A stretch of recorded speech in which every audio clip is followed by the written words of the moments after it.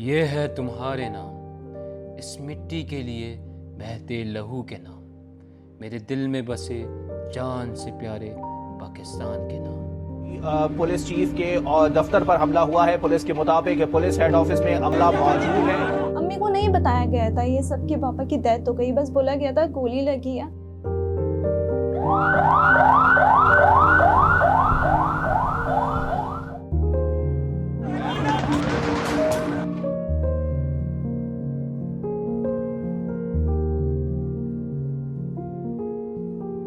एक माँ की क्या फीलिंग होती है।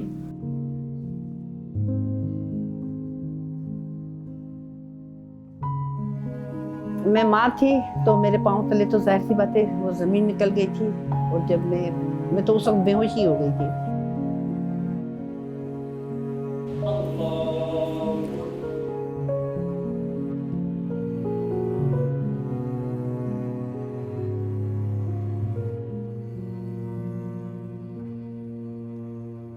अस्सलाम वालेकुम, मेरा नाम आयशा मुंतहा है और मैं शहीद शाहिद खान की सबसे बड़ी साहबजादी हूँ। मेरे बाबा बहुत खुश मिजाज थे और बहुत अच्छा नेचर था, सबसे घुल मिल के रहते थे, हमारे साथ बहुत अच्छा बिहेवियर था, फैमिली वाइज बहुत अच्छे थे। सबसे ज़्यादा बाबा की कमी जब हम वहाँ खड़े होते हैं जहाँ पे बहुत ज़्यादा दुनिया हमें बता रही होती है कि हमारे पास कोई भी नहीं है, बहुत अकेले हैं। फैमिली वाइज ननियाल ददियाल इतना सपोर्टिव नहीं है। मामा अकेले लेके चलिए, शुरू से अकेले लेके चलिए। मामा और बाबा बहुत अलग रहते थे। रात का वक्त था, बाबा अम्मी से बात कर रहे थे, ऑफिस से वापस आ रहे थे। हम लोग सो रहे थे, यहीं करीब ही हमारे पापा को टारगेट किया गया था, ज़्यादा दूर नहीं है।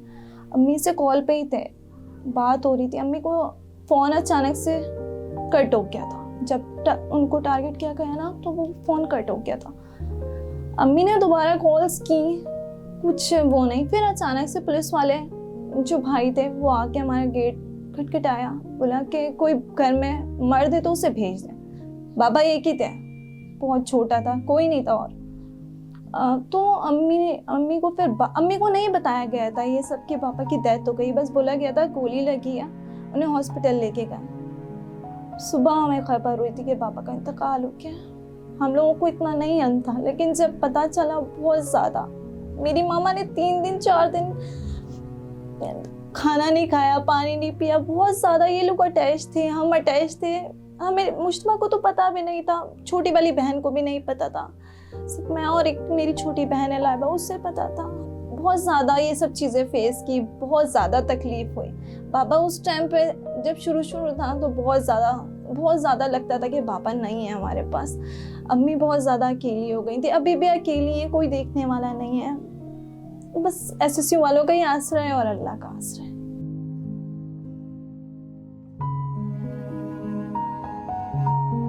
अस्सलाम वालेकुम। मुज़फ़्फ़र मेरा बेटा है, उसकी शहादत पे मुझे फ़ख्र है। शहादत उनकी तकरीबन सुबह 8:25 में 8:25 में जो है ना वो घर से निकले, और 8:35 पर जो है ना वो टारगेट हो गया। वो बहुत मोहब्बत करने वाला था, बहुत मोहब्बत। मेरे साथ रोज बैठा था। शहादत के टाइम वो मेरे साथ मिला, मेरे को चूमा और चला गया। अल्लाह सबको जन्नत फिरदौस में हमें इकट्ठे दाखिल करे। एक माँ की क्या फीलिंग होती है। तो अभी तक बीमार हूँ, अभी तक तबीयत खराब रहती है, मगर उसके पैसों से इलाज करती हूँ। कैसे याद नहीं होगा, मैं जो उसका तनख्वाह लेती हूँ मेरे को याद नहीं होगा। जब मैं उसका तनख्वाह लेने जाती हूँ तो वो मेरे सामने खड़ा होता है। इसकी याद कभी भी नहीं जाएगी। शहीद मरता नहीं है, जिंदा रहता है। बस सब उसकी माँ की नाम पैगाम की, वो खुश नसीब माएँ जिनके बेटे शहीद हुए, उस खुश नसीब माएँ जिनके बेटे शहीद हुए, वो कभी नहीं मरते, वो कयामत तक जिंदा रहेंगे। उनको आगे बढ़ने का बहुत शौक था और फ़ौज पुलिस उसको बहुत पसंद थी। माशाल्लाह से बहुत ज़्यादा खुश थी, माशाल्लाह से बहुत कहने लगी मैंने कदम रखा है और इंशाल्लाह मामा आगे आगे मैं कुछ बन के आपके सामने आऊँगी। उनके साथ मतलब वो वहाँ सेंटर में ही थी, कमांडो ट्रेनिंग कर रही थी और बस ये हादसा हो गया उनके साथ। मुझे एकदम नहीं बताया था कि वो शहीद हुई हैं, मुझे ये बताया था कि वो कमांडो ट्रेनिंग के दौरान वो ज़ख्मी हुई हैं, बस मुझे ये बताया था। फिर जाहिर सी बात है मैं माँ थी, मुझे आस्ता आस्ता सब कुछ मुझे मतलब बताया जा रहा था। फिर आखिर में जब हुआ था तो जाहिर सी बात है मैं माँ थी तो मेरे पाँव तले तो जाहिर सी बात है वो ज़मीन निकल गई थी और जब मैं तो उस वक्त बेहोश ही हो गई थी। जी बिल्कुल बिल्कुल बिल्कुल, वो हमारा यूनिट SSU हमारा बहुत ख्याल रखता है और हाँ मेरी बेटी वहाँ पे नाम है उनका, SSU में उनका नाम है शहीद फराह और मैं उनकी वालिदा हूँ। तो मुझसे बहुत मतलब अच्छा ताउन होता है और हमसे पूछा जाता है। IG साहब माशाल्लाह से DIG साहब हमारा बहुत ख्याल रखते हैं और हमारे शहीदों को बिल्कुल याद रखा जाता है। हर ऐसा दिन होता है जो शहीदों को तो हमें बिल्कुल बुलाते हैं, फ़ोन करते हैं, हर हमारा ख्याल रखा जाता है।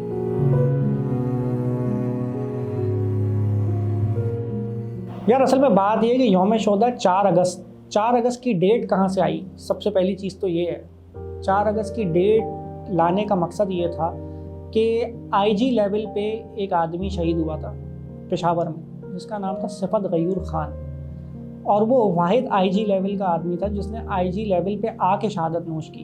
अभी तक हमारे पास कोई IG शहीद नहीं है इस तरह का कि जो IG शहीद हुआ। तो आप सिफत गयूर के बारे में अगर पढ़ेंगे ना तो आप खुद बोलेंगे कि he was a super human, कि वो एक बहुत बेहतरीन आदमी था।